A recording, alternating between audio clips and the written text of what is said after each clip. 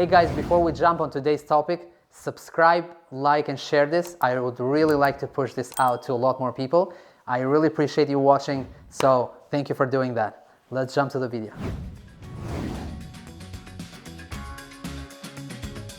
All right, guys, so let's talk quickly about rezoning a property in the city of Boston. So Woodward Park was a perfect example of that. As I mentioned to you, we bought vacant land and then went through the rezoning process because there was nothing we could put on the vacant lot by right.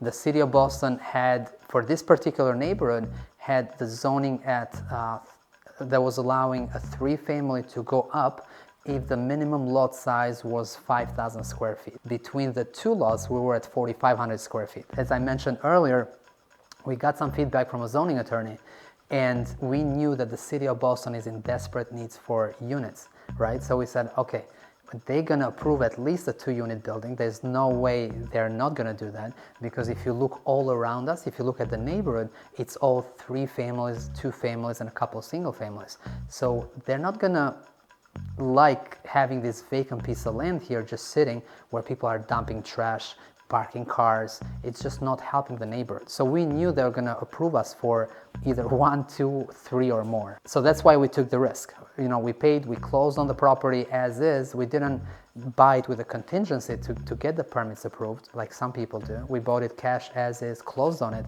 and then started the rezoning process. So what does that look like in Boston? Initially, you have to get a surveyor out here and survey the lot. You got to get the architect out here, and with the architect, based on the lot size and the square feet, you're going to come up with a architect plans.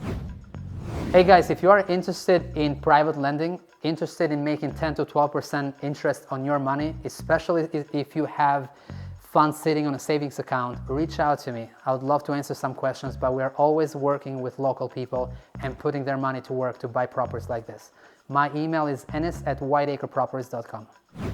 Number 3 is a zoning attorney, because you need someone to guide you through the process who has done it multiple times, has been in front of the ZBA in Boston, the Zoning Board of Appeals, multiple times, and knows how to handle this process. It's a long process, so you need someone like that to guide you. We had someone that's very well known in the area, so we hired them. Once we had elevations, exterior, and then room sizes and things like that, then next step is to go to the neighborhood association. Basically talk to the neighbors. I remember being on the sidewalk here a couple years back. Obviously there was no structure here, and we're just waiting for the neighbors to come together and give us feedback. So we had to present, not me, the architect. He had, you know, his plans out, and he was showing that we're going to put a 3-unit building. This is the layout. We're going to have 3 parking spaces, and we were trying to get feedback. You know, some people didn't like the idea. They said it's going to be a lot more traffic here. We don't want more people in the neighborhood. We don't like new construction. People are going to give you your feedback. But I think we went either 3 or 4 times, got feedback, revised plans, came back out here again until we had something that most of the people liked. From that point, we filed with the ZBA in Boston, the Zoning Board of Appeals. We filed the plans with them, and we had a hearing.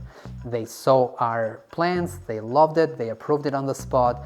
And the other thing is, we didn't go for 6 units here. You could probably fit, it's 4,500 square feet, you could probably fit 4, 5, 6 units easy. We said no, we want to put a 3-family, parking on the back, 3 parking, 1 per floor, and then some side yard. So you have all the elements that the city wants. You have parking, you have some green space, and you have the number of units that reflect in the neighborhood. Because if you go for 6 or whatever, a big number, and it doesn't fit with everybody else, then you're gonna get pushed back.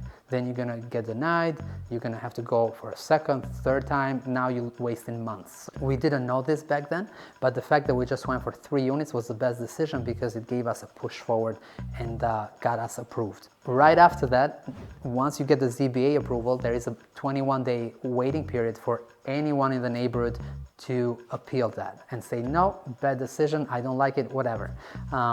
It didn't happen here, thank God. Nobody really pushed back saying that we don't like this. And once we got the ZBA letter in hand, then we filed with BPDA, and they had to review our plans and give us some feedback about the exterior siding, about the windows that we have to put, about putting a fence around, about any green space.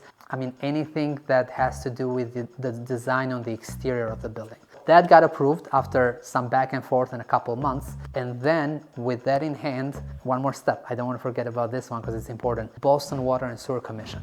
While we were going back and forth with BPDA, we were also filing with Boston Water and Sewer for a new water line. So you got to hire a civil engineer for that. We had someone really good that filed the plans with them for a new water line and a new sprinkler line to be installed in this property.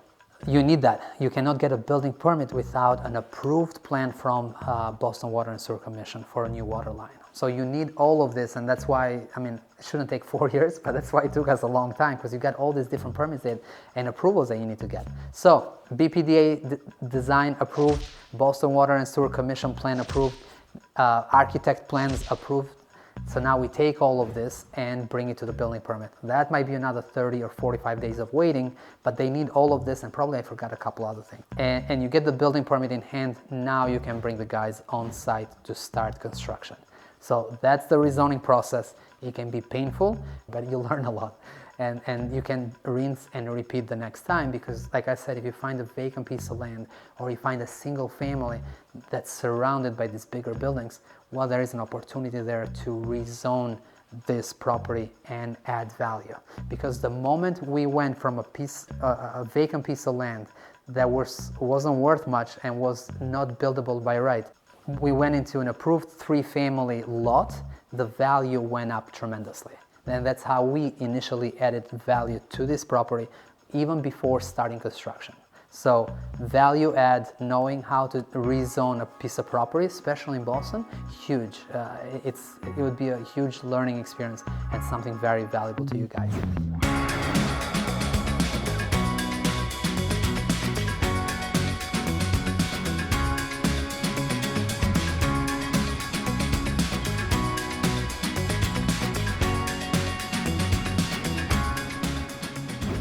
Hope you're liking the content. Again, give me some feedback. I really want to know what you guys are thinking. You know, what are your questions about anything? Rezoning, modular, buying off market, whatever it might be.